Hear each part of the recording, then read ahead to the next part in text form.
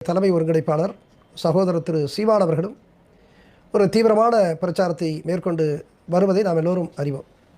இப்போ அவருடைய பிரச்சாரத்தில் அவர் பேசின நான் ஆட்சிக்கு வந்தால் முற்றிலுமாக லஞ்சத்தை ஒழிச்சிடுவேன் அப்படிங்கிற ஒரு பேச்சை பற்றி நீங்கள் கேட்டீங்க. அதுக்கு முன்னாடி தமிழ் தேசியம் அப்படிங்கிற ஒரு சொற்பிரயோகம் வார்த்தை பிரயோகத்தையும் நீங்கள் சுட்டி காட்டுனீங்க, உபயோகப்படுத்துனீங்க.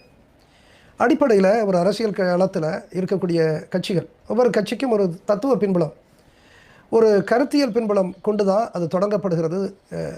அந்த அடிப்படையில் தான் அந்த கட்சிகளும் இயங்குகின்றன.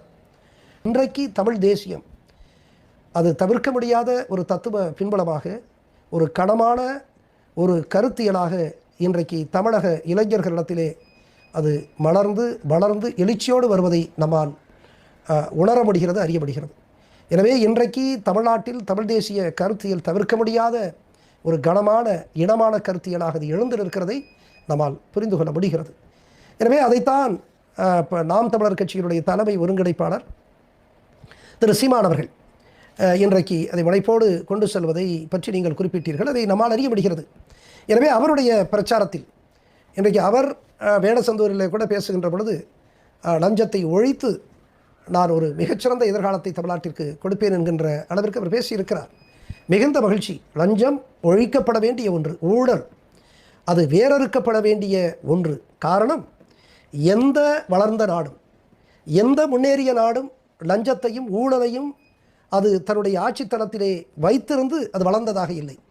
ஊழலை ஒழித்த, லஞ்சத்தை முற்றிலுமாக வேறறுத்த தேசம்தான் எழுந்து அது வலிமையான தேசமாக மாறி இருக்கிறது. அது இந்தியாவிற்கு பொருந்தும். எனவே எழுதி கொள்ளுங்கள், எந்த தேசத்தில், எந்த நாட்டில் அல்லது எந்த மாநிலத்தில் தன்னுடைய ஆட்சித்தளத்தில் அந்த ஆட்சியாளர்கள் லஞ்சத்தையும் ஊழலையும் அவர்கள் வளர்த்து வைத்திருக்கிறார்களோ அந்த தேசத்தில், அந்த மாநிலத்தில் இளைஞர்களுக்கு எதிர்காலம் இல்லை, வருங்கால தலைமுறைக்கு எதிர்காலம் இல்லை என்பதுதான் உண்மை.